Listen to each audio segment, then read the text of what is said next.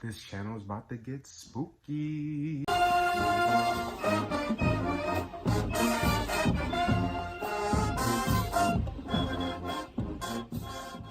Hey y'all, it's Deuce and welcome back to the channel. We're doing the after show, which means after the show we talk about it, and we're starting a new show, which is Lovecraft Country. And let me tell y'all, I was at the edge of my seat at the end for like a good 30 minutes, 40, maybe the entire episode.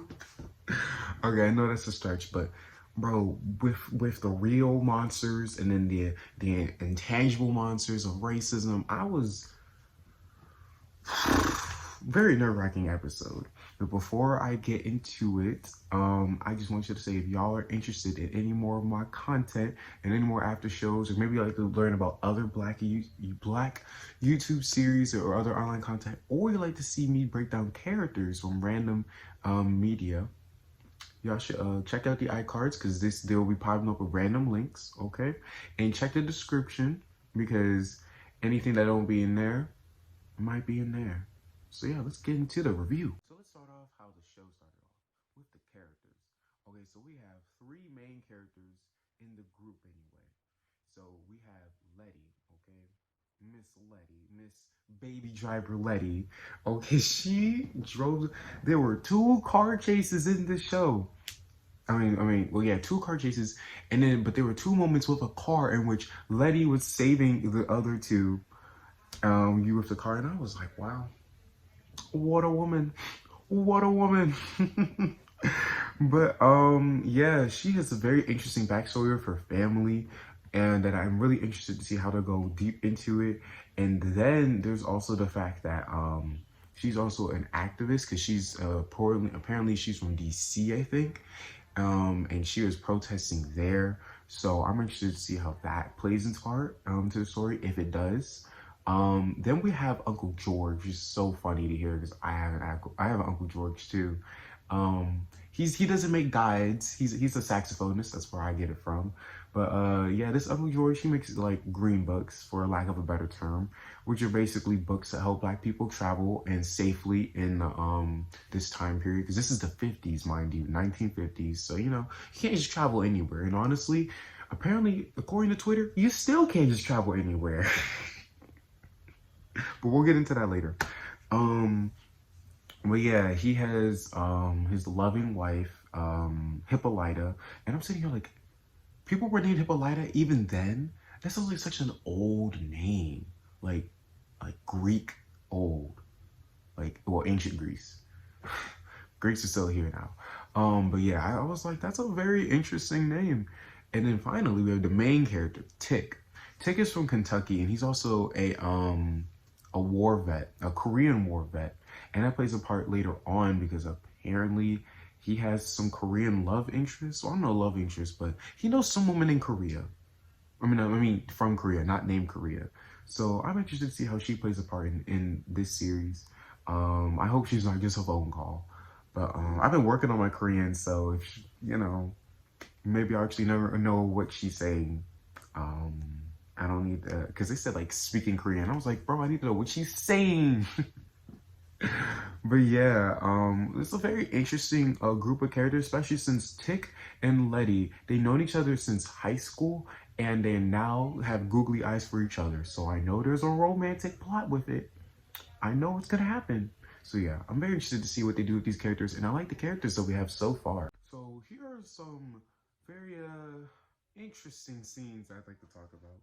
So the first one isn't as nerve-wracking. It's actually really cool. It's the block party scene where we introduce to Letty, her sister Ruby, and just the overall just livelihood of nightlife in Chicago. I didn't even say nightlife. It was like a nice concert, and I was like, wow. That sounds like a very unproblematic thing to have in this entire show. Because period pieces love to focus on the fact that Black people are oppressed, and it's never them having fun. Never. So this was such a joy to watch. I loved every moment of it. And then we get to find out there's some family tea about Letty's family, the Lewises. So interested to see where that goes. Then there's 2 car chases. One was when they were in that one sundown town. Okay, and that one guy snitched on them, and Letty was like, "Y'all better go." And like I said, she's Miss Baby Driver, so she swerved and skirted and drifted all over the place to get them to safety.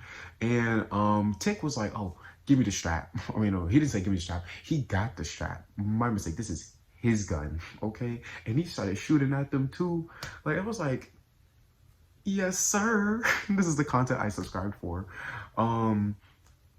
And then the second car chase wasn't really a car chase. It was really a race against time because Tick wanted to, he was in a sundown county. I was like, a county? I'm so glad I live in the DMV. A county? Oh my gosh. So yeah, they're trying to get out of the county limits so the sheriff has no jurisdiction before sundown, which by the way didn't even look like sundown, but I'm not gonna fight the sheriff. I'm not. But then once they get across, this leads into the next scene of interest, which is the whole monster thing, which by the way, they're not too subtle telling you the fact that there are the real tangible monsters and then like that abstract monster of racism, which by the way, shout out to the real monsters killing the abstract monsters. Like, y'all scary, but y'all some real ones for that. I mean, like, bro, that one police officer was literally turning into a monster, and his friend would not shoot him. For what? For what? You were so quick to try and shoot innocent black people, but when you see an actual threat, you hesitate? Okay. What happened to I feared for my life? But yeah, those old monsters, I'm really interested to see what's their whole thing about, you know? Because clearly there's a leader because at the end, there was like some sound and then they dispersed. So who's controlling them?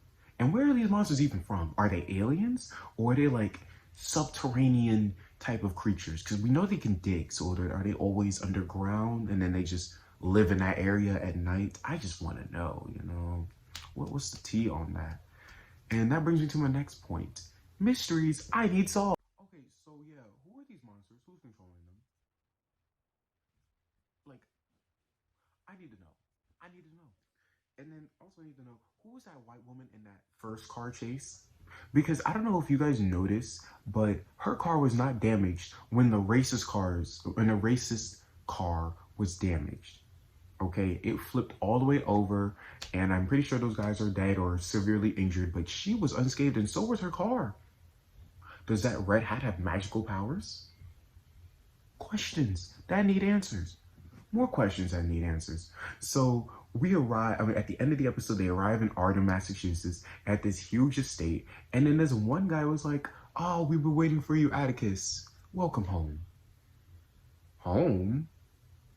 So clearly this birthright that Tick's dad was talking about, there's some truth behind it, I think, anyway. But what is the birthright? And what's the secret in Artem, which was not on the map?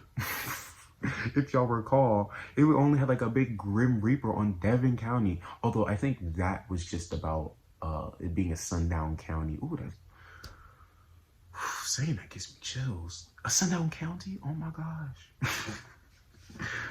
And then, yeah, who is this Korean woman?